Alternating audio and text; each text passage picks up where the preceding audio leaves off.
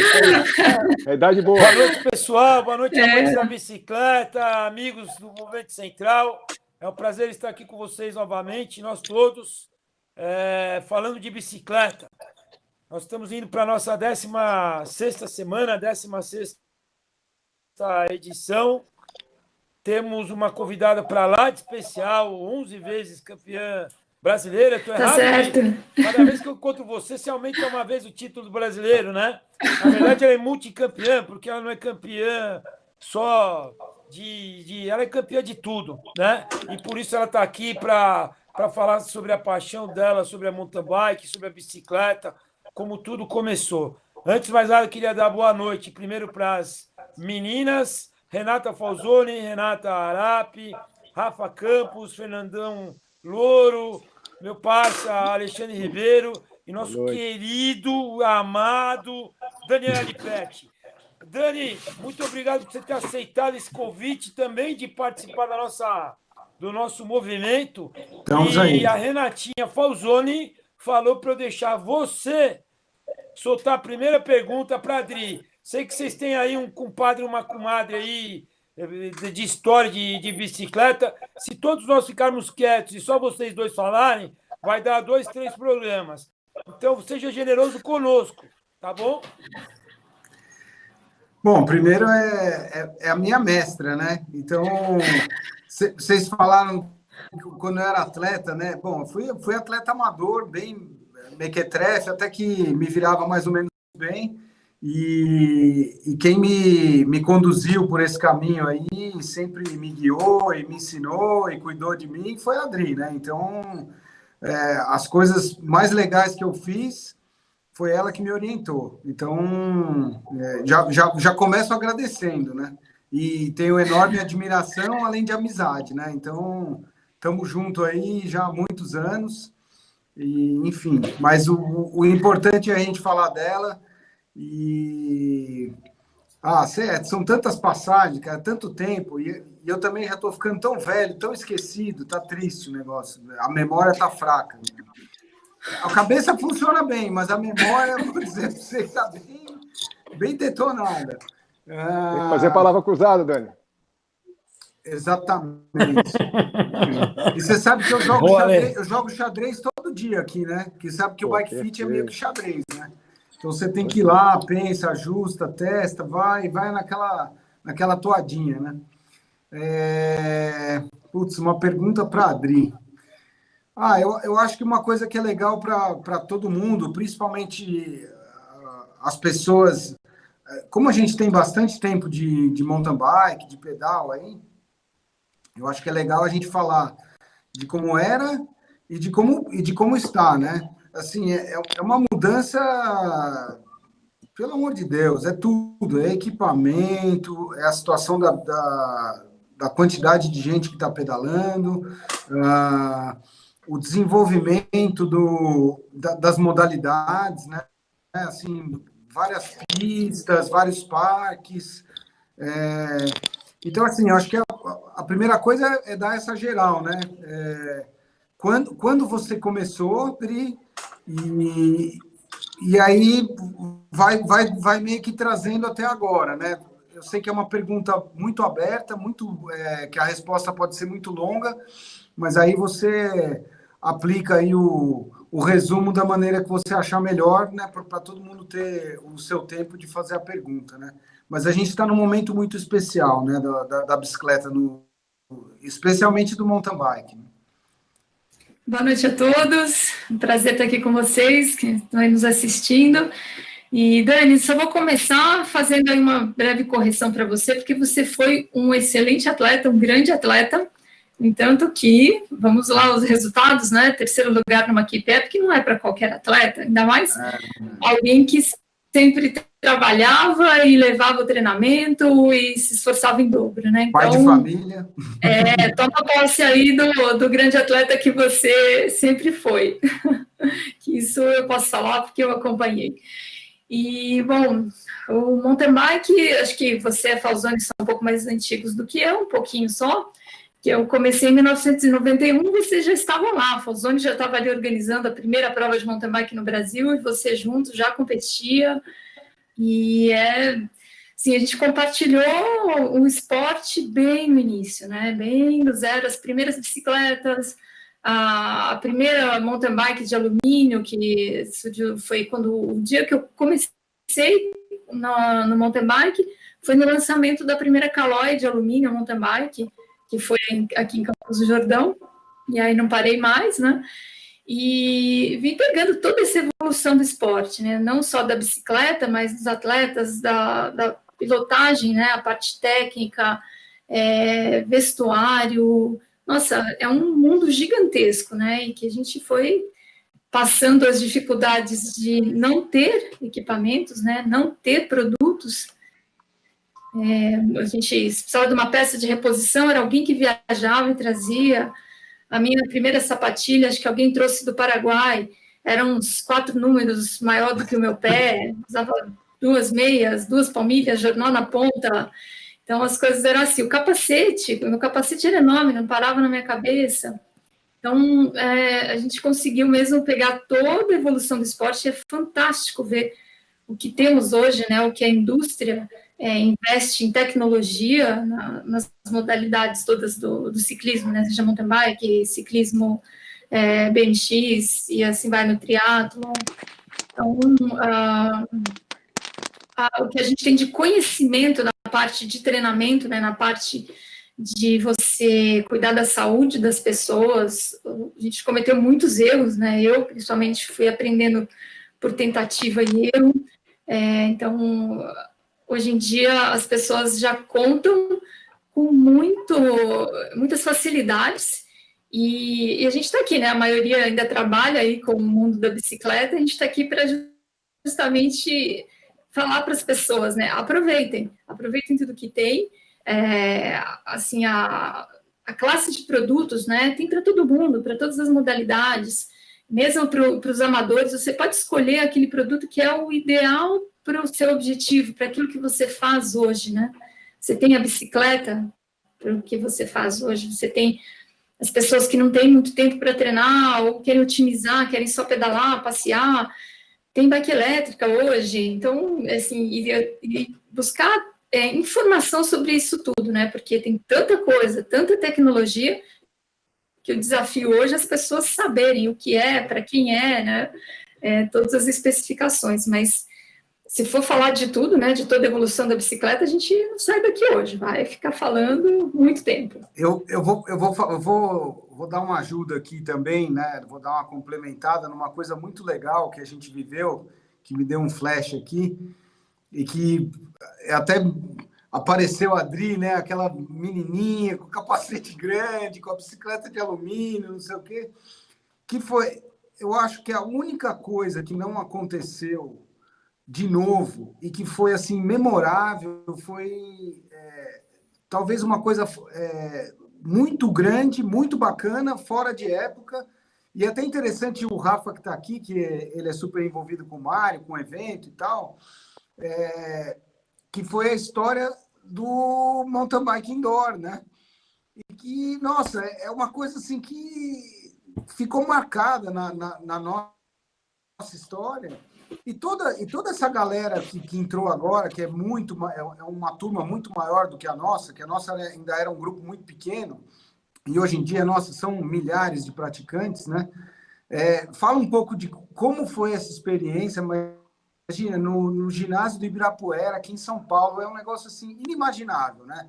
E eu acho que a gente está no ponto, tudo bem, no momento a gente não está no ponto de fazer nada com esse raio dessa pandemia rolando, mas a gente está no ponto de pensar nisso, né? E até a Renata, que está aqui, também pode ajudar a mexer os pauzinhos. Então, é uma coisa que a gente deve, de uma certa maneira, pensar que é um momento bom, pelo fato da bicicleta estar em alta, de acontecer um evento dessa magnitude, né? A gente vai ter um evento grande em Mariporã, aí, que é o festival, né? Que eu acho que é sem público, eu não sei direito como é que é. Mas como esse mountain bike indoor, nunca mais a gente teve, né? Nossa, bem lembrado, Dani. Esse evento foi fantástico, né? Dentro do ginásio Ibirapuera, imagina, eu tinha 15 anos, uma menininha mesmo. Eu não sabia nem como ir para São Paulo, a gente peguei carona com os meninos aqui da prefeitura.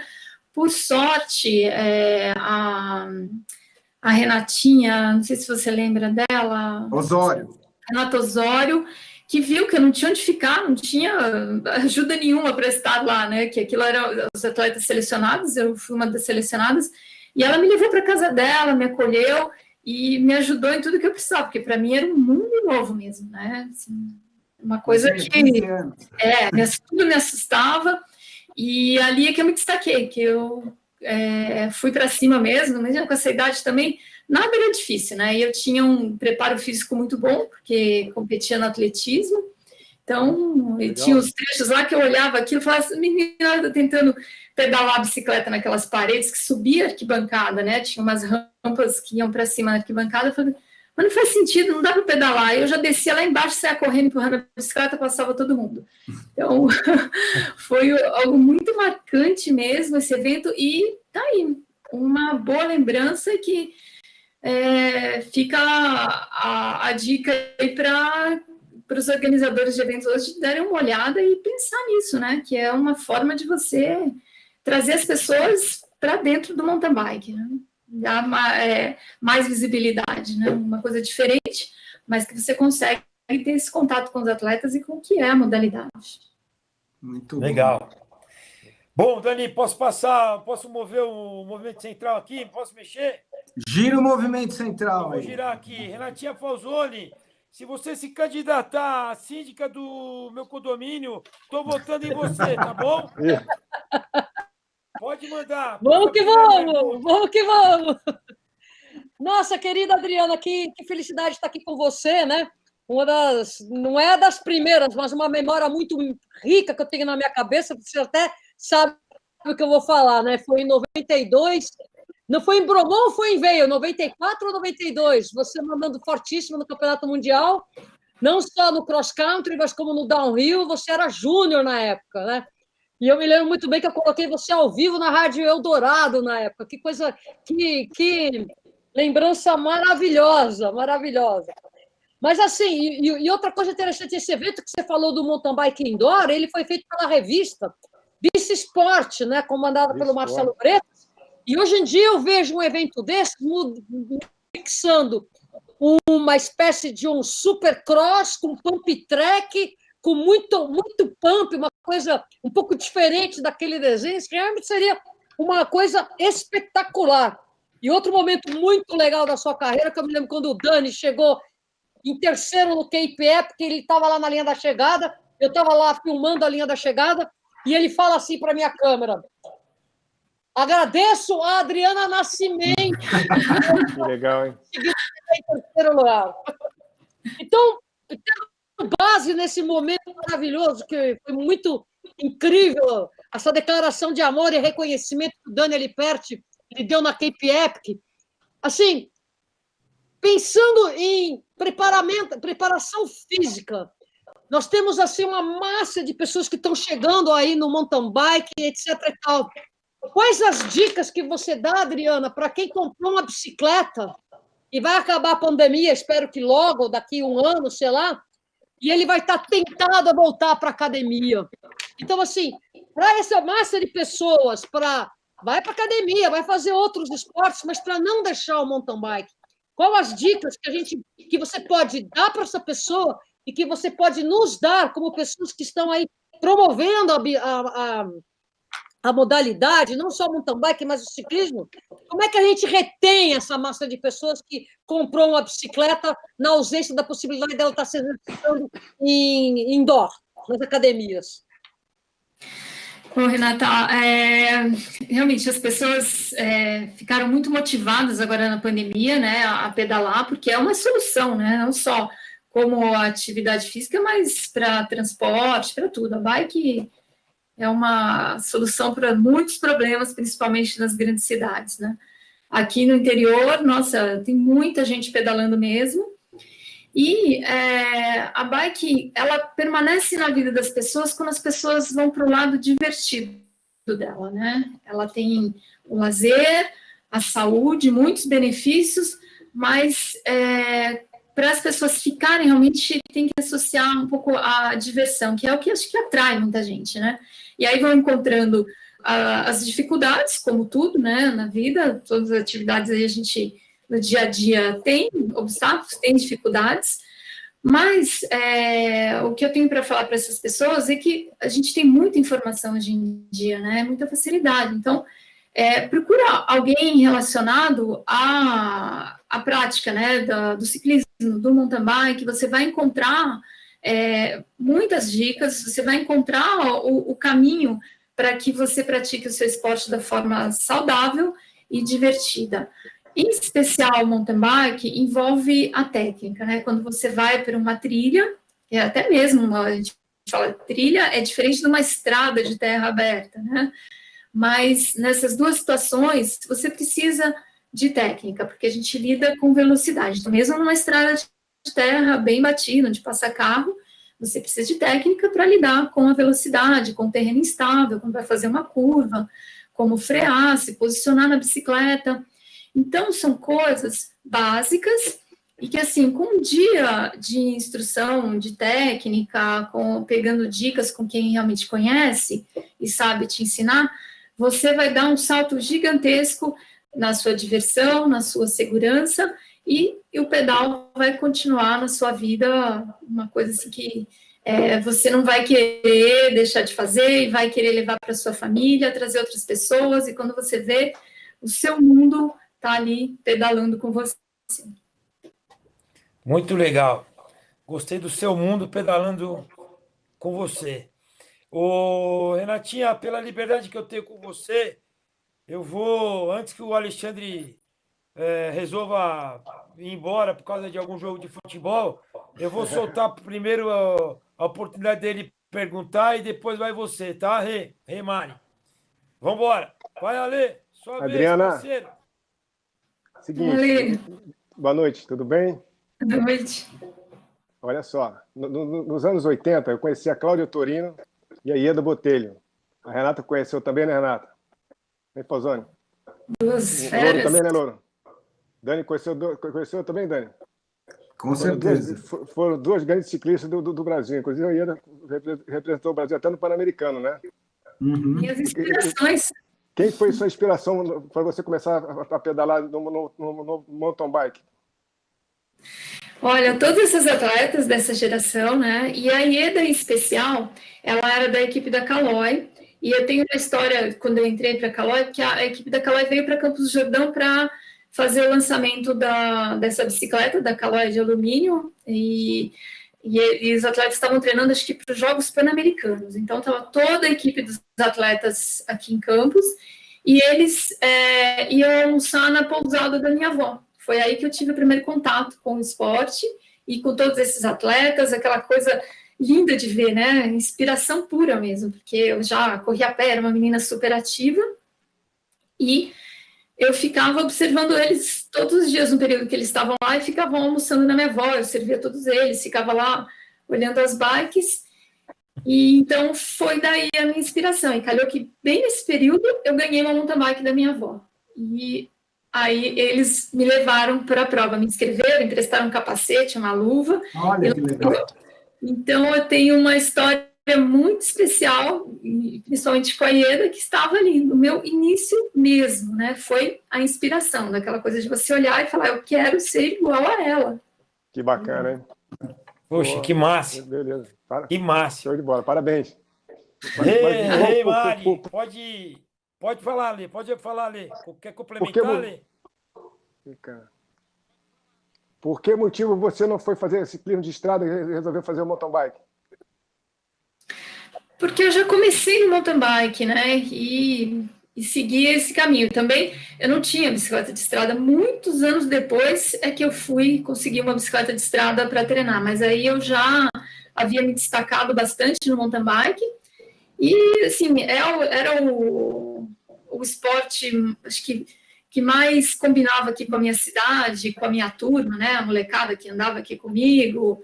Então, eu tive mais oportunidades no mountain bike e acabei virando atleta profissional muito cedo, né? Então, o ciclismo de estrada acabou entrando como um complemento. Eu já competia muito no mountain bike. Virou um monstro, né, Adriana? Parabéns, hein? Show de bola. Bela escolha. O Brasil te agradece. Posso dar um pitaquinho de questão Beleza. de ordem? Pode, claro. Nessa época, Alexandre Ribeiro, toda a produção nacional se voltou para o mountain bike. Tanto que a Ieda, que era uma sprinteira como ninguém, o mesmo Mazaron, que estava no ciclismo de estrada, eles foram importados para o mountain bike para promover essa nova modalidade. Entendi. Você digo na hora certa, então, né? Pô, Muito que legal. legal. Eles vieram para fazer essa prova de lançamento, né? Uma prova promocional, mas estavam treinando ciclismo também nessa época aqui em Campos, porque iam para o Pan-Americano de Ciclismo, mas depois começaram a migrar, porque era tão novo que não tinha atletas só do mountain bike, né? Eu fui uma das primeiras que foi chegando, mas os primeiros mesmo vieram do ciclismo e do BMX, que é o caso do Oswaldão e de outros atletas, né? Do Edu Ramírez, e essa bicicleta é a Caloi Aluminium, e ela era rajadinha, branca com verde. Era uma bicicleta que foi desenvolvida pensando em a Caloi ser a maior fabricante de bicicletas de alumínio do mundo, só sendo rivalizada pela Giant, né? Então esse era um sonho do Tito na época. O Louro acompanhou isso, né, Louro? Acompanhei e até ia falar de uma que talvez vocês não lembrem, mas o Mazaron estava tentando desenvolver, que era uma bicicleta full suspension com a suspensão hidráulica. Era um negócio assim, incrível, do outro mundo. O desbravador, zero, né? Mas até eu lembro que tinha um engenheiro lá na Caloi, o senhor Igor, né? E ele mostrava assim, já com uns vídeos feitos com VHS, claro, né? Do Mazaron passando assim nos batentes do trilho do trem, falando: olha lá, nem se mexe, tá vendo? A bicicleta vai e volta e as costas ele está retinha, né? E a Caloi chegou a expor essa bicicleta uma vez numa Expo Bike da vida, aí, só que, claro, era um negócio, era um Frankenstein, né? A verdade era essa. Você nem lembra daí? Acho que era Caloi Vita, um negócio assim. Nossa, era horrível.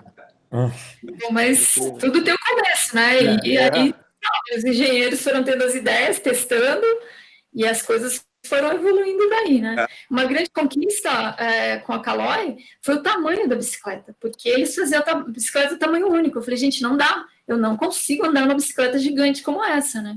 E aí fizeram uma bicicleta tamanho 15,5, que, nossa, foi uma maravilha. Como eu agradeço o engenheiro que fez a bicicleta do meu tamanho. Legal, muito, muito, muito legal. Louro, eu vou dar a palavra para você, tá? Rê Mari, você tem alguma coisa? Tem não. Qual é a primeira pergunta que você tem para fazer para a Adri? Bom, Dri, primeiro é um prazer estar aqui com uma multicampeã, né? Você era demais, então é uma honra aqui para todos nós, né? Prazer é meu. Eu imagino que deve ter sido lá atrás para você, porque assim, ainda hoje, quando as crianças falam, né? Qual esporte você pratica? Aí a criança fala ciclismo. Aí a primeira pergunta é, como assim ciclismo? Você não sabe andar sem rodinha, né? Então, não, eu pratico ciclismo. Então, ainda não tem a cultura do ciclismo, né? No Brasil, eu fico imaginando quando você realmente começou, né? Que você deve ter enfrentado muitos desafios mesmo, né? Então, eu queria que você contasse, assim, você falou do teu começo, que eu achei super bacana, era uma pergunta que eu ia te fazer, mas para, de repente, você contar como é que era essa relação com o esporte, que ainda hoje... ele, para a moçada assim, mais jovem, não é quase nem considerado, né? Foi um grande desafio, justamente porque não tinha nada, né? Tudo a gente estava descobrindo e as coisas acontecendo muito aos poucos. E tinha que criar oportunidades, não existiam as oportunidades, né? Hoje tem. Se você quer, se você se destaca, já tem lá. Você pode ir para a seleção brasileira, já tem o Campeonato Mundial, você sabe o caminho a seguir. A gente teve que desbravar tudo, né? Não tinha nada mesmo. E enfrentei muito a dificuldade por ser mulher. Já começando na minha própria casa, porque a minha avó falava, isso não é coisa para mulher, isso não é coisa para menina. Você fica andando só no meio desses moleques aí, junto com essa molecada, você vai ficar falada na cidade. Era o grande temor dela de ficar falada por andar só com os meninos. E aconteceu que eu fiquei muito falada mesmo, mas não pelo motivo que ela achava, né? Então, eu tive já que enfrentar essas barreiras já dentro de casa, né? Então, quando eu fui fazer a primeira viagem para outra cidade para competir, foi uma briga. Minha avó não queria de jeito nenhum que eu fosse. E a minha família era muito matriarcal, assim. Aí meu pai falou, não, ela vai sim, deixa a menina andar de bicicleta, deixa ela correr de bicicleta. Então, eu tive a sorte do meu pai ter essa visão de que isso era uma coisa muito positiva para mim. E aí eu consegui, mais com o apoio dele, com o tempo ele começou a ir nas corridas junto comigo. Quando eu ganhei a minha segunda bicicleta de patrocínio, eu dei a anterior para ele, e ele começou a ir comigo, mas era uma batalha já por esse motivo de ser mulher e não poder fazer um esporte que, teoricamente, era visto como masculino. E tudo, né? A falta de equipamento para mulher, a falta de oportunidade mesmo nas competições, de não ter categorias, não ter muitas mulheres no início. E tanto que o campeonato mundial que a Fosani falou, né, da categoria júnior, foi minha primeira e única prova na categoria júnior. Eu já competia na elite, porque não tinha categoria. Hoje já começa na juvenil feminina, a júnior feminina, sub-23, depois a elite. Então, para ver que hoje em dia, é o que eu falei, tem oportunidade, né? E no meu tempo, não, a gente teve que criar. Não, vamos lá. A minha vai um pouquinho na linha do Louro mesmo, mas é bem dos das atitudes que a Adri tem.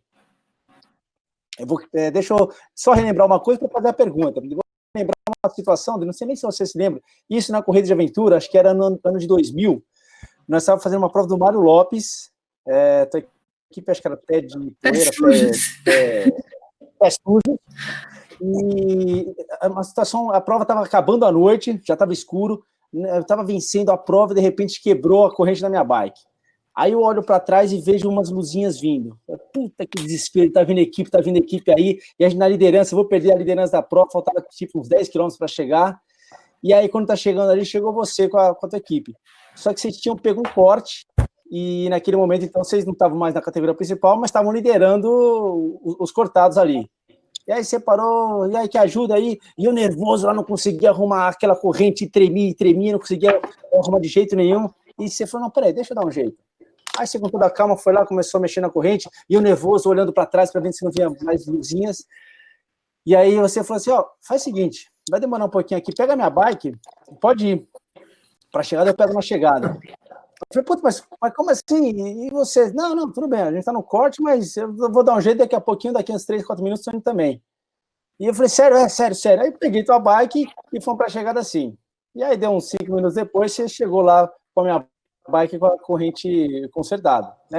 Aí no final a gente acabou vencendo a prova na categoria principal, você venceu do pessoal que pegou o corte. Mas, enfim, naquela época, você já era, a Adriana Nascimento já era campeã brasileira, umas 2, 3 vezes, né? A gente já via, nossa, Adriana Nascimento, campeã de mountain bike, tá aqui entre nós da corrida de aventura. E, assim, esse foi um primeiro contato que me marcou muito com você, mas tiveram vários outros que eu presenciei, que eu vi, e do teu tipo de comportamento, apesar de ser uma super campeã, sempre foi uma pessoa sempre acessível, sempre foi muito humilde e sempre transmitiu isso para as pessoas, mesmo quando não tiveram esse contato próximo. E aí a minha pergunta isso já é realmente da sua natureza ou o mountain bike, né, dos perrengues que a gente passa junto, passa com a molecada lá, e com o tempo, passando os perrengues juntos, é que isso foi se desenvolvendo mais? Porque aí isso vai para o outro lado também, né? As pessoas que estão começando o ciclismo, além do ganho de saúde, tem esse tipo também de ganho, né, que as pessoas passam a ser, às vezes, mais acessíveis, mais humildes, mais simplistas, mais solistas umas com as outras. Então, é essa a pergunta. Rafa, uma história bacana essa, né? Eu lembro muito bem, foi muito legal. Eu acho que um pouquinho é a personalidade de cada pessoa, né? Não tem como, a pessoa é o que é. Mas isso que você perguntou, né, e que relatou, esse é o espírito do mountain bike. E eu fui formada nesse esporte, né? Eu comecei muito cedo, e como eu falei, lembra da Renata Osório, que me acolheu lá no indoor, Então, eu sempre fui muito ajudada. O mountain bike sempre foi uma grande família. Então, é só refletia mesmo a formação que eu tive do meu esporte. É o espírito do mountain bike, as pessoas são assim, as pessoas se ajudam. Se você pode fazer alguma coisa por alguém, faça. E a gente está ali sempre para se divertir, né? Não é claro, quando eu queria ganhar corrida, eu focava naquilo, mas sempre prevalece o espírito esportivo, né? Essa coisa boa que tanto mantém as pessoas até hoje pedalando. Você vê que tem pessoas aí há mais de 30 anos, eu estou há 30 anos no esporte, né? E continua a mesma família, o mesmo espírito das pessoas colaborarem uma com a outra, né? Então, é do esporte mesmo. Muita camaradagem. Acho que a palavra legal é camaradagem, né? Muita camaradagem. É um esporte que o Rafa colocou bem, por a gente estar na natureza e tudo mais, acontece os perrengues, né? Quebra uma bike e a pessoa não sabe arrumar, ou não tem a peça, e aí o outro vem, empresta. Nossa, eu tive uma história também numa corrida, essa também foi incrível. Eu perdi a corrente da bicicleta, né? Tava começando a ter aqueles elos, esses Powerlink, Masterlink da vida, e eu não sei o que aconteceu, na chacoalhação, a corrente da bicicleta, o Masterlink abriu e eu perdi a corrente.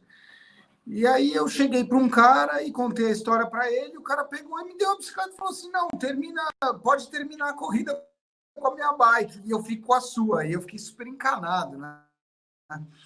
Porque a minha bicicleta era bem melhor que a dele, né? E aí eu falei assim, meu Deus, e agora, né? Será que esse cara vai levar a minha bike? Não teve nada disso. Chegou no final, a gente se achou, ele me devolveu a bike, eu devolvi para ele. Nossa, foi mó vibe, super agradecimento. Então, assim, no mountain bike tem muito dessas coisas, né? É muito bacana essa camaradagem mesmo. Eu lembrei de mais uma coisa, o Louro citou a Carol, né, a Carolina Ribeiro, e era muito legal, porque eu lembro muito bem do seu Machado, o pai dela, que era uma pessoa muito legal, e que ele vivia torcendo para mim. Passava eu e ela na roda, ou as duas disputando ali, ele falava, vai, Adriana, força, Adriana. E competindo com a filha dele ali do meu lado. E isso acontecia com meu pai também. Eu lembro que várias disputas com a Simone Domenicali, ele era fã dela. E aí ele ficava lá torcendo para ela, dando altas dicas para ela ganhar de mim. Então, para ver as coisas legais, né, que o mountain bike tem, que é muito isso, né, de família mesmo. O que não falta são essas histórias legais. Assim, até adiciono, a gente viu esse ano a disputa entre o Primož Roglic e o Tadej Pogačar, muito bacana também, né, a relação entre os dois, né, porque eles são compatriotas, mas assim, o cara perdeu o Tour de France, foi lá e cumprimentou ele na maior humildade, com uma cara super boa, quer dizer, passa uma mensagem para uma galera de alguns tempos atrás, que tinha aquela coisa de muita rivalidade, de rixa, de um não olhar para o outro, que é muito bonito, né, porque essa parte humana, assim, é importante demais, e eu acho que durante um tempo ficou meio esquecido, meio dormente, né, então isso é muito bacana, isso. E até aproveitando essa história de um ajudar o outro, de perrengue, quem vê muito isso é o Rafa nas provas de ultramaratona, né? Que é um perrengue atrás do outro, né? Que as pessoas passam, quadro que quebra e cola com não sei o quê, o outro que chega, um carregando a bicicleta no ombro e levando o amigo na garupa, enfim, essa coisa toda que faz a história ser muito mais bacana, ainda mais quando você resgata ela e tem alguma coisa bonita dessa que mostra que, no fundo, as pessoas se respeitam, se gostam, uma ajuda a outra, e é assim que deve ser, né? E não aquela coisa de que, não, eu tô aqui para ganhar, os outros que se ferrem. É uma coisa que o ser humano tem que olhar e tem que botar em prática, porque tem muita gente que hoje em dia não faz isso. Mas eu tenho uma coisa para dizer para defender o ciclismo de speed. Pode ser que a gente não tenha as perrengues que o pessoal da mountain bike tenha, mas a Adri falou que ela foi formada, teve essa formação no ciclismo. para quem teve uma formação no ciclismo, no speed é a mesma coisa. Você não deixa um ciclista que está parado na estrada, você não passa e ignora ele. Você sempre vai parar ou perguntar se ele precisa de alguma coisa e se fazer presente. Eu acho que tem a ver com a bicicleta, tem a ver com a família, a bicicleta, e também acho que tem a ver com o espírito esportivo que a Adri colocou. Porque, assim como tem bons competidores, bons atletas, bons, enfim, aficionados, tem mauzinhos em todas as circunstâncias. Eu duvido que também não tenha na mountain bike, né? Sim.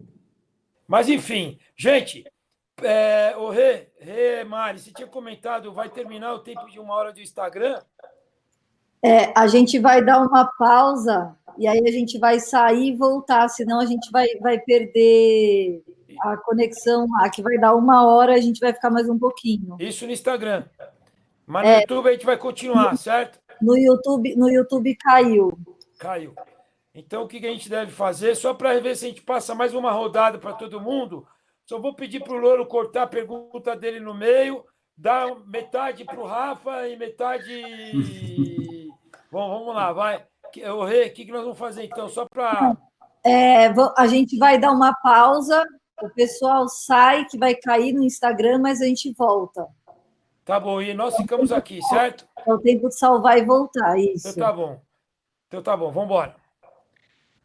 Boa noite, pessoal, estamos de volta. Opa. A gente saiu do Insta e voltou, e obviamente, por conta de toda essa sobrecarga aí de lives, a gente demorou um pouquinho, gostaríamos de pedir desculpa.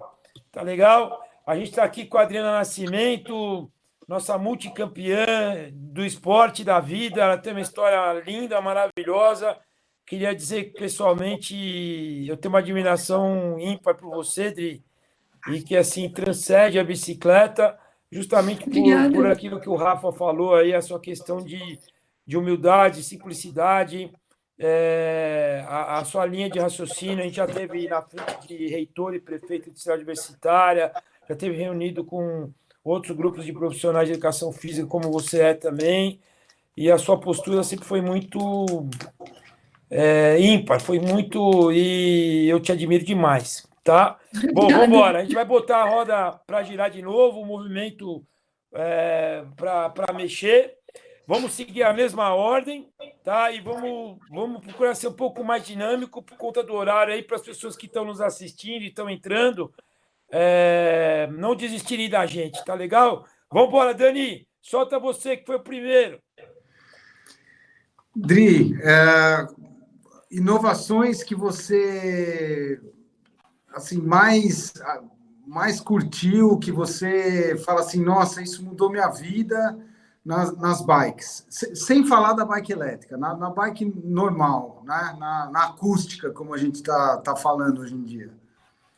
Bom, a primeira inovação que fez uma diferença muito grande para a minha segurança e para o meu desempenho foi o freio a disco, né? Que eu conseguia ter uma frenagem mais precisa, frenava um pouco mais em cima da hora, né? E sabia que a bicicleta ia parar. A bicicleta não ia arrastar, né? Com o freio a disco a gente conseguiu ter um ABS na bicicleta. Então, isso para mim foi uma grande revolução na minha pilotagem, me conferiu mais segurança para evoluir mais na técnica e para ficar mais rápida mesmo, né? Ficou mais eficiente.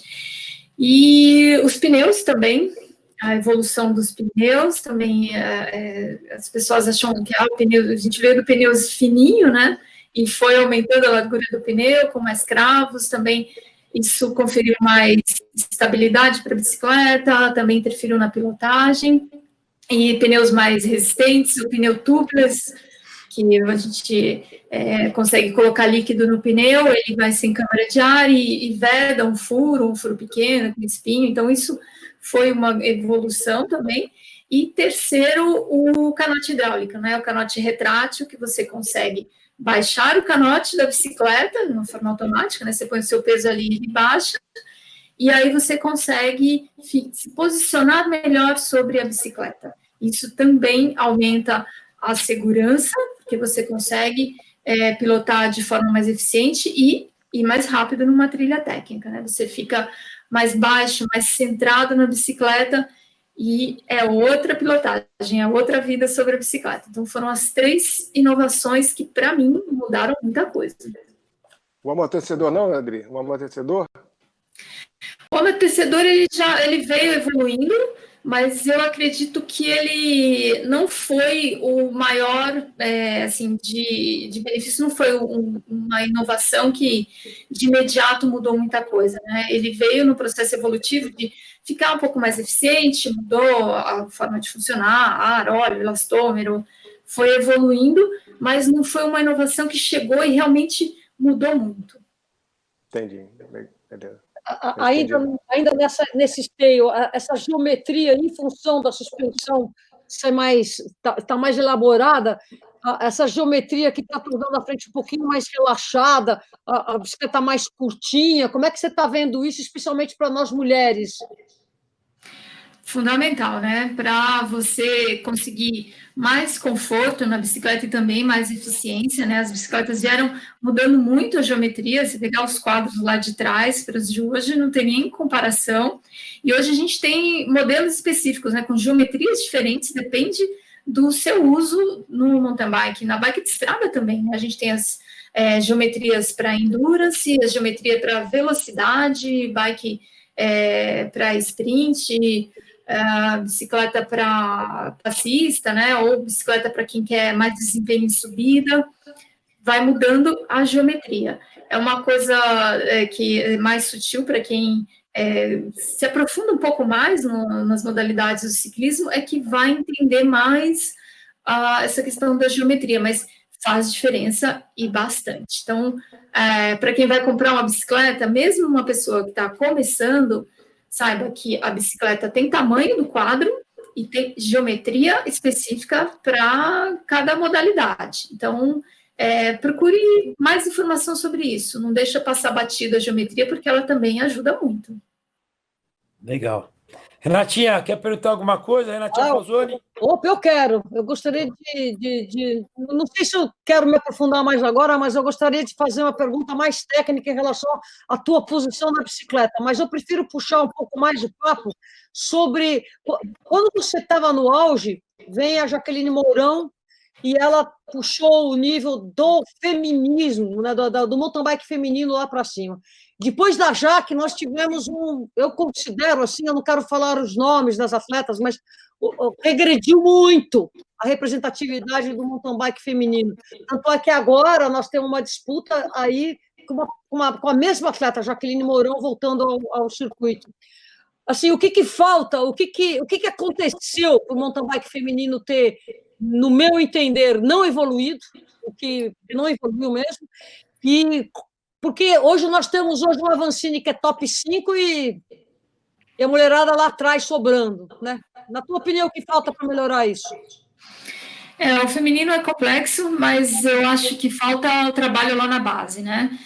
Se para os homens já é difícil renovar a base do esporte, para a mulher, então, é bem mais difícil, porque as meninas ainda são super protegidas, tidas como vulneráveis. A gente não... Eu não ando sozinha de bicicleta, né? Mountain bike em especial. Então, a gente tem muitas barreiras ainda por ser mulher, né? E isso acaba que não forma uma base de meninas, né? Para renovar a categoria. Então, acho que o grande desafio é esse, cuidar da base, das jovens atletas, muito para as meninas descobrirem o esporte. Até hoje ainda temos poucas meninas entrando no esporte, na competição, né? Vamos dizer assim, no alto rendimento. Tem muita mulher pedalando, isso cresceu demais, mas o alto rendimento ainda tem um número baixo de mulheres chegando no esporte. Como que você vê a Juju Morgan chegando aí, né? Filha de um grande atleta, tá júnior competindo com as meninas da elite.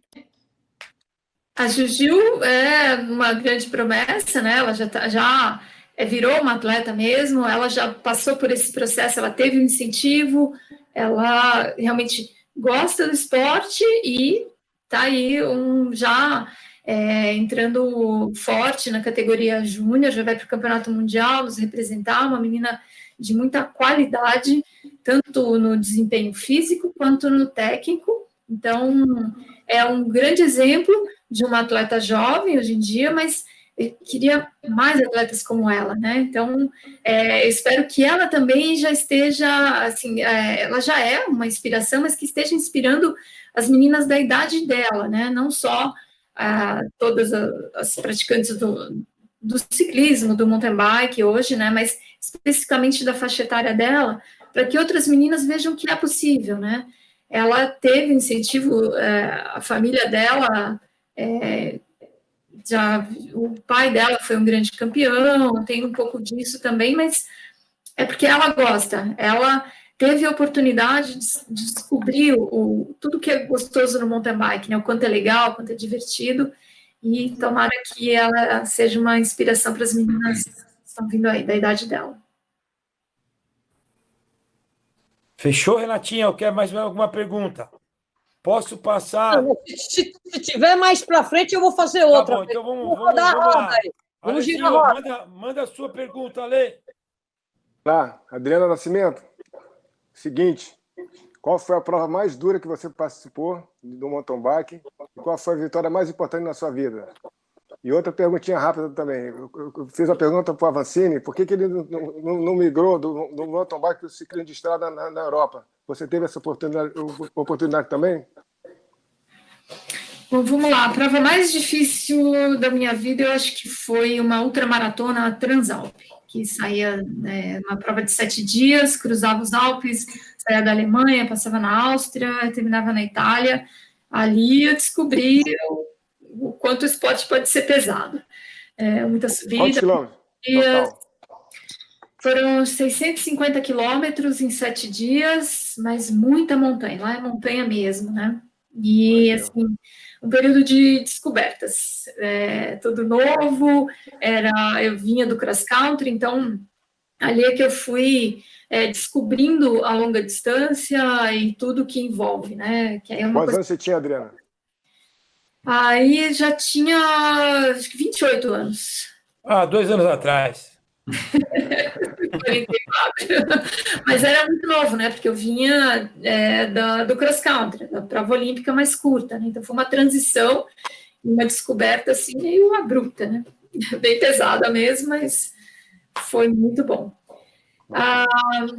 Não foi uma vitória, mas para mim foi assim muito uma superação, né? A superação, o mountain bike indoor. Que foi ali que eu me descobri mesmo como atleta, que dava para enfrentar as atletas mais fortes, aquelas que eu olhava, eu ficava aqui debaixo olhando elas lá em cima. Então, aí foi uma prova muito marcante, muito especial, porque foi quando eu me descobri realmente o meu potencial, né? Então, eu falei, nossa, eu consigo, eu posso, né? E essa foi muito marcante. E em relação a... Pode falar, desculpa. Não, se eu pedir para você só repetir a terceira. A pergunta é a seguinte, você teve alguma oportunidade de migrar do mountain bike para ciclismo de estrada na Europa? Não tive essa oportunidade. Eu fiz só algumas viagens de competir Campeonato Mundial, Copa do Mundo. Foram sempre períodos curtos que eu ia e já voltava para o Brasil. Não tive a oportunidade de vivenciar uma equipe internacional e ficar vivendo fora, como o Avancini fez e outros atletas aí do ciclismo, principalmente, né, que sempre tiveram mais essas oportunidades. Beleza, parabéns, Jandir. Eu só queria complementar do Ale. Foi opção sua ou não houve realmente uma oportunidade para você ficar lá?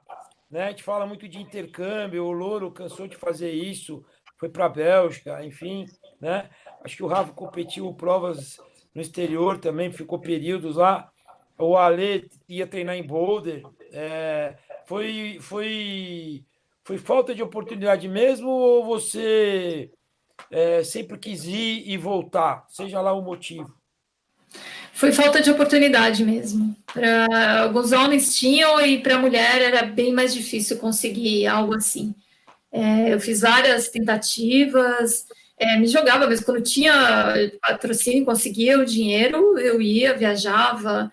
Acho que em 1996, 97, eu fui competir a Volta à Catalunha na Espanha, de mountain bike. Ninguém nem tinha ouvido falar ainda em provas de estágios, e eu vi numa revista, aí pedi para o Erivan falar em espanhol, liga lá para esse organizador, ver se eu posso ir. Aí ele falou, pode vir. E lá fui eu. Aí tinha alguém lá que me pegou no aeroporto e corri. Com cara e coragem. E apoio, com cara e coragem, os 5 dias, então eu ia ganhando essa experiência, mas eu nunca conseguia recurso suficiente para ficar, né? E nesse tempo não tinha tanta oportunidade para as mulheres. Para os homens aparecia um pouco mais. Legal, Dri. Obrigado, viu, Ale? Nada, Renatinha Mari, sua pergunta. Odri, eu tô aqui, já era sua fã, tô admirada com essas histórias aí suas, eu adoro. O pessoal tem falado aqui também, muito parabéns para você, pela sua história. E eu adoro admirar atletas assim como todos aqui, né, que são muito expressivos para o esporte e tem essa simplicidade toda, né? Eu fico feliz da vida. Aí, pensando assim, nas pessoas que moram, né, nas cidades tipo São Paulo, que não tem a oportunidade de repente, né, ter um mato para vocês subirem os morros e tal. Eu fico admirada, vejo o Rafa, né, escala lá no meio do mato, né, leva a filha, eu fico super contente, já falei que eu quero levar meus filhos e também, né. No caso, como é que faz? Uma pessoa que, né, é iniciante, como a gente está tendo vários, né, iniciantes no ciclismo, e que olham para você e falam, puxa, que legal isso, mas moram em São Paulo. Como é que ele tem que fazer? Tem que ir para o final de semana, para algum lugar, né, na natureza? Como é que funciona isso? Bom, se manter ativo com o que tem em São Paulo, né? A gente trabalha com isso, assessoria esportiva é um bom caminho para a pessoa ter orientação, onde pedalar, como fazer, né, como otimizar o que ela tem de recurso em São Paulo e os poucos lugares que a gente tem para pedalar por aí. Mas saindo, tem muita coisa para se fazer, né? O mountain bike ele é muito amplo.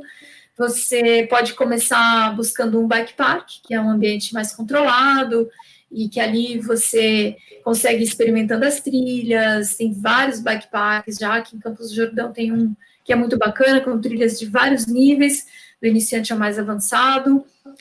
Grupos de pedal que levam para fazer pedais próximos a São Paulo, em estradas de terra, programas evolutivos, né? Então, você tem muitas opções, basta querer mesmo e começar a buscar esses grupos, as assessorias, quem te leva e te apresenta para esses lugares na natureza. Legal. Lourinho, vamos lá, pode soltar, não importa o tempo. Eu vou cronometrar só para ver se foi um pouco mais longa do que a última ou não. Mas pode falar o que você quiser. Você pega no meu pé, hein? Tá louco. Olha, a pergunta que eu ia fazer, o Ale copiou, então eu vou fazer uma pergunta inversa, tá? Dri, 30 anos como ciclista, qual foi a tua maior decepção nesse período? Tá bom assim, Ricardo? Foi inteligentíssima. Curta e grossa, hein? Do tempo ao conteúdo. Oi, a outra não foi, então, você quer dizer isso? Não, né? Sei, gente, não sei. Estou brincando. É meu ídolo. Bom, poucas decepções. Acho que foram tantas coisas boas que é tão difícil lembrar assim de decepções, mas teve uma que assim a gente passou um período muito bagunçado mesmo, né? Hoje tem a Confederação Brasileira, tudo bem certinho, ligado ao COB, que é ligado ao CI, então as coisas hoje são bem preto no branco, né? Você sabe ali como funciona o sistema. Então, eu acredito que foi na primeira Olimpíada que, assim, eu achava que não tinha classificado, e tudo bem, não classificou o país, mas alguns anos depois, um comissário da UCI veio me perguntar por que você não foi, o Brasil estava classificado. Então, ficou essa coisa no ar. Né, onde foi? Oi? Que Olimpíada foi? A primeira, em Atlanta. 96. É, Que 96. absurdo. Não, Então, ficou assim, essa decepção de, puxa Eu- vida, se o esporte fosse um pouquinho mais organizado, né? Se as pessoas olhassem um pouco mais, teria. Se existisse bike legal em 96, isso não Mas, ia... Adriana, desculpe, em 86, que foi a estreia dos Jogos Olímpicos, 96. 9h30, É. o Brasil tinha o Ravelli, vaga para o Ravelli, vaga para você. Não, então, essa vaga a gente tinha conquistado no Campeonato Mundial na Alemanha. Eu fiquei, acho que, em 18º lugar no ranking dos países, né? E aí eu acredito que não iria, só que eu acho que um país desistiu, e aí abriu a vaga. E aí eu fiquei sabendo só através desse comissário da UCI, há muitos anos, isso já, né? Até eu vim falar, mas é a única decepção que eu lembro, né? De essa informação não ter chego, né? De não terem aberto a oportunidade. Isso é imperdoável. Eu não Imperdoável. sabia disso, eu estou muito, muito pé da vida. É Pé verdade. da vida com isso, meu. É tirar um Porque sonho do atleta. Estava na ESPN, a gente comentou e lamentou muito o Brasil não ter uma representante feminina. Mais uma vez eu comentei que nós tínhamos você num grande nível, etc. e tal. Soubesse eu disso, teria sido um escândalo. Um escândalo. Não, na verdade, Renata, eu acho que se fosse para eu ir, eu teria conquistado mesmo lá na vaga, não porque um país desistiu, né? Por isso eu não Nada a ver, Adriana. uma decepção é diferente de uma mágoa. Tinha direito, você pode ter certeza que se fosse uma vaga masculina, ela teria sido preenchida. Dri. É isso que eu falo das oportunidades, né? Como as coisas eram e que ainda bem que evoluíram para que isso não ocorra nunca mais, né? Só uma coisa, Rê. O problema, acho que não tem nada a ver com feminino ou masculino, porque eu tive a oportunidade de ser um dirigente, quer dizer, eu fui como team manager da equipe para Atlanta, e realmente a bola que se dava para o mountain bike era zero. Era uma coisa assim que nem um raio de bicicleta dos meninos, do Ravelli e do Milky Boy, o mecânico da equipe levou. Então, quer dizer, era um desprezo pelo esporte chamado mountain bike. Eu acredito. Loro, eu me lembro de umas desavenças, que não foram poucas, que eu tive com o Zé Trajano, meu chefe na ESPN. Foi depois os primeiros Jogos Olímpicos que eu fui foi em Atenas. Acho que foi o Erivan, né? Que correu em Atenas, né? E também estava lá a Jaqueline Mourão e os resultados, depois dos resultados, que, claro, não foi pódio, eu tenho que ouvir. Porra, se é para trazer esse nível de mountain biker, melhor nem trazer. Então, você vê que se tem o desprestígio quanto o esporte, na própria confederação, na própria aceitação dos investimentos no Brasil dos esportes, você tem também um desincentivo muito grande em você querer estar lá na prova para cobrir e voltar sem a medalha, no caso, né? Porque o atleta brasileiro ganha uma medalha e existe uma competição interna entre os jornalistas para ver quem ganha medalha. Então, eu nunca ganhei nenhuma medalha, porque eu sempre ia nos esportes que os grandes bambambam não queriam ir. E eu batalhei muito para conseguir assistir a prova de mountain bike, claro, estava lá nos Jogos Olímpicos, para depois vir e ouvir um comentário desses, né? Poxa, se é para o teu atleta fazer essa posição, não precisava nem ter vindo. Puxa vida, é assim que, né, entre os jornalistas também é tratado o mountain bike, o ciclismo, né? Falta total de noção do que significa o esporte e a evolução do mesmo, né? Mas com essas decepções a gente vai evoluindo também, né? Lógico. E aí a gente cuida para que não aconteça nunca mais uma coisa dessa, né? Então, hoje a gente Na passa comunicação brasileira, mas na comunicação brasileira, nas televisões todas, o que aconteceu foi banir os esportes. Quem veicula o esporte hoje é a Red Bull TV. Não tem nada, você não vai ver mountain bike de alto rendimento na ESPN. Você vai ver Tour de France, mas você não vai ver o mountain bike, você não vai ver o BMX, você vai ver nos Jogos Olímpicos, mas você não vai ver o período olímpico. Não vê. Ratinha, além de... Se você também se candidatar a presidente da ESPN internacional, canais Disney, incluindo Fox Sports, eu também voto em você. Tá bom? Isso pode ficar tranquilo que jamais acontecerá qualquer tipo de convite. Lourinho, você gostaria de fazer mais alguma pergunta? Não, Ricardo, tá bom assim. Obrigado. Obrigado, cara. Rafa, solta essa e eu vou deixar a última para a Renatinha Falzoni. Ela não vai dormir bem hoje. Para fechar, não só se projetos agora, Adri. O que você tem de projeto? Alguma prova, algum novo desafio, levar a galera para uma expedição, fazer clínicas, enfim. O que vem pela frente?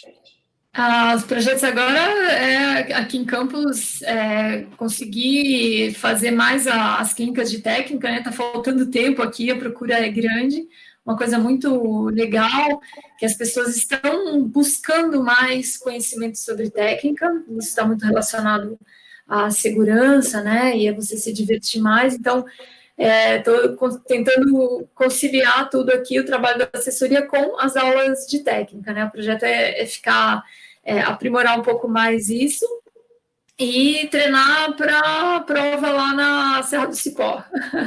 Esse é o meu projeto pessoal. Conseguir treinar para ir pedalar nessa região tão bonita, que para mim vai ser um desafio, estou tanto tempo afastada de competições, né? Então, esse é um projeto aí pessoal. Que legal. Muito bom. A Remari está dizendo que a gente tem algumas perguntas no Insta.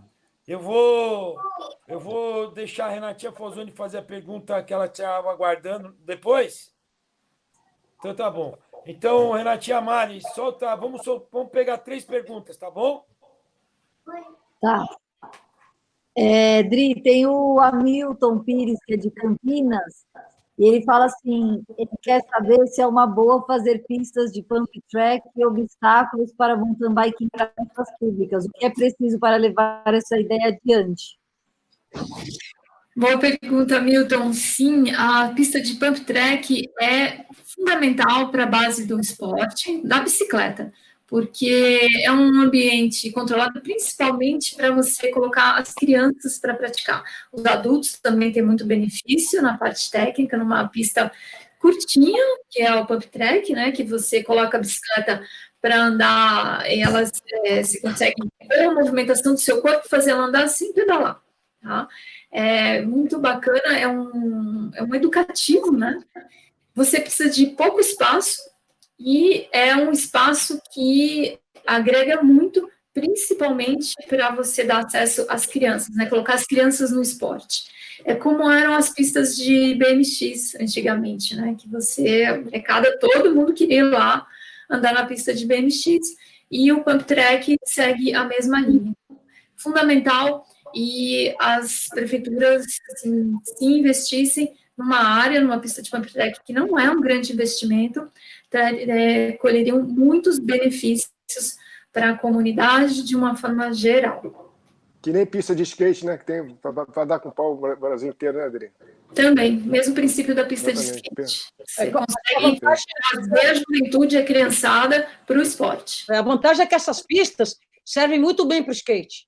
Enquanto que pista de skate, e sempre existe um atrito, que é alguma galera, nem toda, do skate baniu o pessoal do BMX. E nessas pistas de pump track, a turma do skate anda bem, e o pessoal do BMX não repele. Então, ela é muito inclusiva, e anda em toda a idade. E outro ponto, o compartilhamento, né, da mesma pista. Meu sonho de consumo é a gente ter uma pista de pump track aqui no Parque das Bicicletas, do lado do Parque do Ibirapuera. Eu não ia sair de lá. Meu sonho de consumo é votar em você para você defender essa causa. Renatinha Mari, pode mandar agora para a gente a segunda pergunta?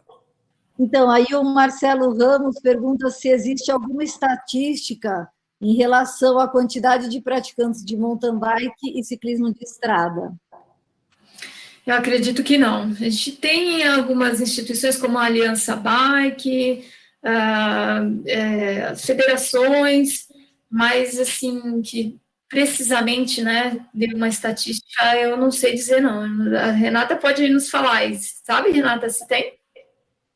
Eu ia até jogar para o Daniel, porque é engraçado, quando começou o mountain bike, sim, existia muita gente praticando o ciclismo de estrada, mountain bike dominou, mas também cresceu muito o ciclismo de estrada, né? Até para uma classe social mais bem aquinhoada, né? Então, é interessante, está crescendo muito, mesmo os dois. Dani, com você a palavra. Eu não tenho esse número. De fato, até a Adri estava falando, é até importante a gente colocar isso, que a gente vê, eu trabalho no ramo de varejo de bike, né? E a gente vê muita mulher entrando na bicicleta de estrada, porque ela é mais acessível, intimida menos, né? O fato de você ir para trilha, ter pedra, ter obstáculo, ter valete e tudo mais, as meninas ficam um pouco mais receosas, e já para a estrada, e elas acham que é mais tranquilo, tem menos chance de cair, de ficar com cicatriz, enfim. Então, assim, a bike de estrada tem sido uma porta de entrada mais acessível e fácil, né, para a mulherada. Mas a gente sabe que quando elas vão para o mountain bike, elas adoram, porque elas gostam da natureza, elas gostam de não ter muito contato com o carro. Então, assim, mas continuam meio intimidadas talvez acham que precisam de muita técnica para conseguir se divertir um pouco na mountain bike, né? Então, acho que isso, vamos dizer, limita a entrada de mais mulheres no mountain bike, né? Agora, a história de equilíbrio entre estrada e mountain bike, eu acho que tem um pouco a ver com, por exemplo, São Paulo é estrada, né? É muito mais fácil para o paulistano praticar a bicicleta de estrada. Agora, a bicicleta cresceu muito pelo Brasil inteiro. E no Brasil inteiro, o que é mais fácil? O mountain bike. A gente vê Belo Horizonte, né? Não, quando eu vou em eventos e começo a conversar com lojistas de outros estados, é engraçado que a gente aqui em São Paulo tem vendido bastante bicicleta de estrada, cresceu muito, né? Antigamente era, vamos dizer, 70% mountain bike, 30% estrada. E hoje em dia está, vamos dizer, certas lojas estão 50-50%, algumas talvez até já 60-40% a favor da bicicleta de estrada. E já pelo Brasil afora, pela proximidade da trilha, é muito mais acessível a pessoa estar numa trilha, os caras vendem mais mountain bike do que bicicleta de estrada. E também um pouco porque as estradas não são tão boas, o piso não é tão bom, ou não tem acostamento, ou os motoristas não respeitam tanto, aí o pessoal prefere ir para a trilha porque está afastado do carro, se sente mais seguro, enfim. Talvez não seja trilha, né? Porque a trilha de verdade é onde o carro comum não vai, mas pelo menos as estradas de terra e tal, no geral, o movimento é um pouco menor, as velocidades tendem a ser menores, as pessoas se sentem mais confortáveis, né? O convívio com o motorista é menor e isso aí faz com que elas se sintam mais soltas para andar de bicicleta, né? Então, a resposta que eu tenho é essa, não tenho número, realmente quem pode ter o número é a Aliança Bike, talvez a Confederação, mas a gente não tem esse dado muito fácil e claro na nossa cabeça, não. Obrigado, Dani. Rê, só mais uma pergunta, Tem e daí a gente abre para a Renatinha, vê se alguém mais quer perguntar, dá a palavra para a nossa convidada e finaliza. Tem uma pessoa aqui que falou um negócio bem legal da Rê Falzoni. A bicicleta é a conexão direta com a alegria da infância. Muito legal. Total. O William Godoy, quando a gente estava falando daquela questão da inovação, ele fala assim, o Aro 29, em substituição ao Aro 26, foi uma inovação. Adri. Foi uma inovação, mas eu acredito que também não foi aquela que faz grande diferença, né? Eu acho que criou-se muito mito. A indústria, ela precisava se posicionar, né? Porque uma coisa está ligada à outra, o tamanho da roda com o tamanho do quadro, o que fabrica o raio e que fabrica o pneu, a câmara de ar. É uma inovação, mas você vê que continua no mercado o Aro 26 e continua o 27,5, né? Você tem ali o 29 ganhou mais espaço, né? Mas são coisas assim que eu acho que quando a gente fala de inovação e grandes benefícios, grandes saltos de inovação, né? O aro 29, o tamanho do aro já não é aquele salto qualitativo, né? Mas faz diferença, né? Como muitas outras coisas que vieram surgindo. Então, obrigado, Adriana. a sua bicicleta 26 ou 27,5, não é para usar mais porque ela não é a 29, não. Ela continua a bicicleta e dá para você fazer um bom uso dela. Obrigado, Adriana. Eu tenho minha 26 Specialized, show de bola, hein? Te agradeço. Continue feliz aí com ela. Cara, você pedala a bicicleta até com roda quadrada, cara. Você é um gigante. É um gigante pela própria natureza. Eu vou complementar com uma coisa, né? Porque é muito do meu dia a dia aqui. O que aconteceu, ajudando um pouco nessa resposta, é que pela popularidade da 29, né, nos últimos anos, todas as evoluções e todos os desenvolvimentos têm sido feitos em cima de bicicletas com roda 29. Então, assim, poderia ter uma 26 tão boa quanto uma 29? Talvez. Poderia ter 27,5, quer dizer, 27,5 ainda tem, né? Mas o foco tem sido na 29. Então, todos os lançamentos, as novidades e os desenvolvimentos, eles vão sempre para esse lado. Mas, assim, reforçando o que a Adri falou, a bicicleta boa, não interessa muito o tamanho da roda. Eu sou fã da 29, para mim funciona bem, eu acho que tem uma vantagem, mas eu acredito que tem bicicletas ótimas com rodas menores, isso aí é certeza. O mais importante é ter uma perna forte, né, Adriana? É a pecinha que vai ali em cima do selim. Exatamente. Mas hoje em dia, Dani, quando eu pego uma rígida 26 e vou ficar lá pulando barranco como a gente fazia, eu dou a mão palmatória, a gente era bem capeta mesmo, hein? Porque a pilotagem com a frente rígida, com a roda menor, o que a gente fazia realmente não era a nossa escola. A bicicleta é muito arisca, né? Não, é outra pegada. E a frente posso fazer a pergunta, Ricardinho? Pode. Eu só queria saber se mais alguém quer perguntar aqui, senão a gente vai fechar com a Rê. Rafa, quer falar alguma coisa? Louro?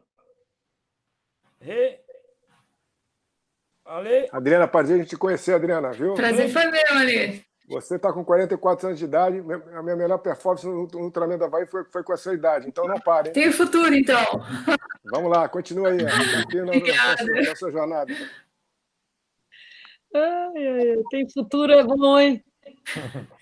Bom, então vai lá, Renatinha, solta a sua. Vou mandar uma pergunta bem mais técnica. Você que começou na bike rígida, depois ela foi com a suspensão mequetrefe, melhorou, hardtail, full suspension, e agora toda essa evolução. Eu vou falar por mim. Até hoje a minha dificuldade é conseguir trabalhar a suspensão, jogar o peso na frente. E muito porque com a idade, perdendo um pouco de força no braço, a posição defensiva é jogar para trás, e essas novas bicicletas não precisam dessa posição no meio, fazendo a suspensão trabalhar para você desenvolver bem uma descida mais técnica. Adriana, como é que é o ensinamento para essa, não digo nova, mas para essa evolução da posição dentro da bicicleta em função da melhoria da tecnologia, da geometria, da suspensão, e toda a evolução do mountain bike. E o fato de ser mulher que tem menos força na frente e eventualmente, mais apertadinho, assim. Que legal que você voltou, Louro. Louro aí. As bicicletas hoje em dia realmente ajudam, né? Elas colaboram com a gente, um conjunto de fatores, né? Dessas coisas que vieram evoluindo.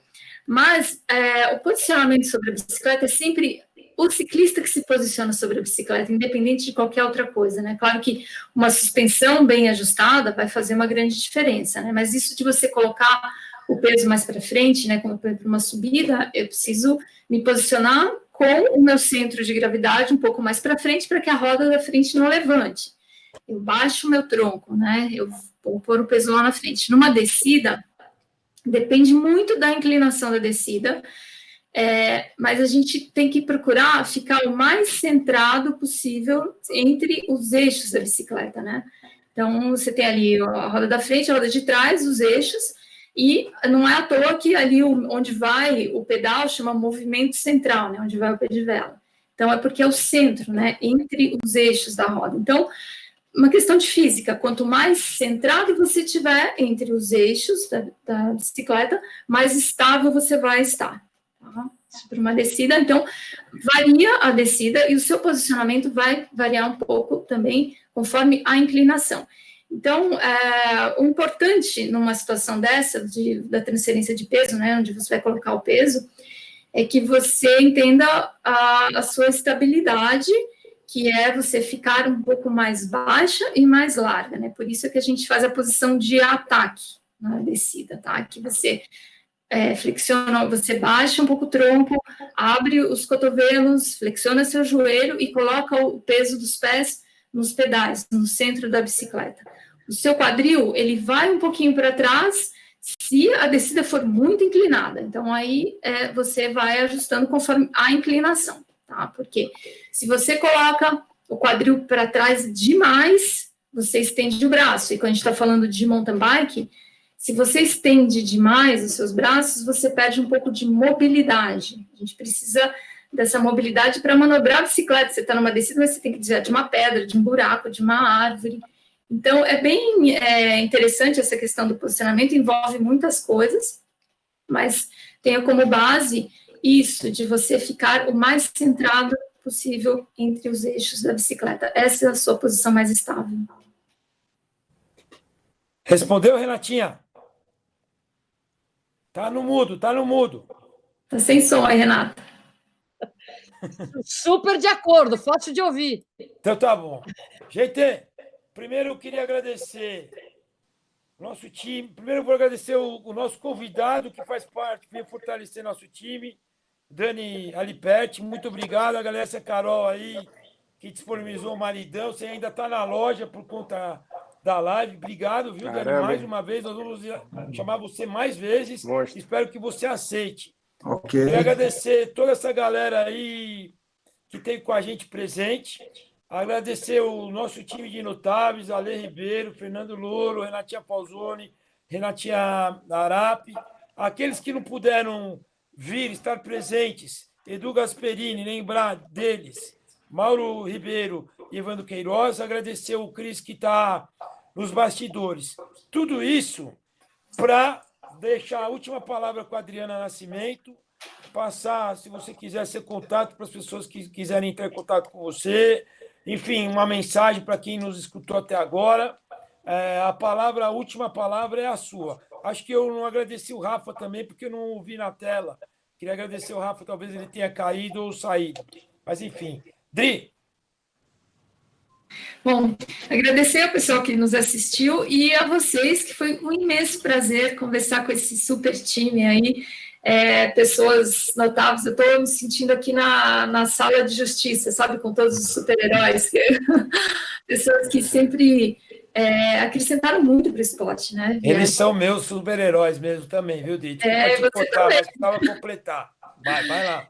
Cada um com a sua história aí, mas são histórias magníficas, né? O Louro, quem não sabe quem foi o Louro, foi um grande ciclista, com uma história, um currículo impressionante até hoje, que é difícil aí a nova geração chegar nesse currículo. O Alexandre Ribeiro também, no triatlon, cada coisa magnífica que já fez, o Arapi aí nas suas Race Across América, que eu acompanho, uma coisa impressionante de se fazer, a Renatinha Arapi também aí no trabalho firme e forte com a bike, Dani Aliperti, que história também fantástica, se confunde com a história do mountain bike no Brasil, e a Renata também, né? Tudo que sempre fez e faz até hoje, e eu espero muito, Renata, que você entre lá no Poder Público para nos representar. Eu acredito muito em você. E agradecer aí a audiência, foi realmente um prazer enorme conversar com vocês. Espero que a gente tenha conseguido inspirar mais pessoas para pedalar. É isso aí, Dri. Obrigado por tudo, tá? Obrigado pela oportunidade gigante que você nos deu. Galera, nosso time aí, amo vocês. Obrigado por tudo. Esse é o 16º Movimento Central e que vem o 17º por diante. Dri, nós vamos nos ver aqui ainda. E você, do outro lado, perguntando para outras pessoas, tá bom? Loro, pode desempenhar agora. O cara ficou inchado na hora que a Adriana começou a falar com ele. Força no pedal, hein? É isso aí. Um beijo a todos. Renatinha, meu voto é seu. Beijo, galera. Valeu. Até a próxima. Valeu. Um beijo. Obrigado por tudo, gente. Uma boa noite. Obrigado. Valeu. Boa noite a todos. Obrigado. Beijos, galera! Beijos!